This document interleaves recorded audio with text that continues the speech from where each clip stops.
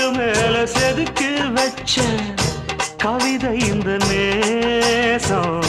இப்பிறப்பும் எப்பிறப்பும் தொடரும் இந்த பாசம்.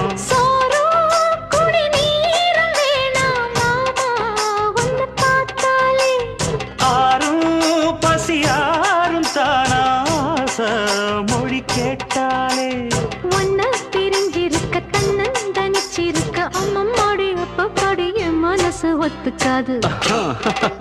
செந்தூர பாண்டிக்கு ஒரு சோடி கிளி கூட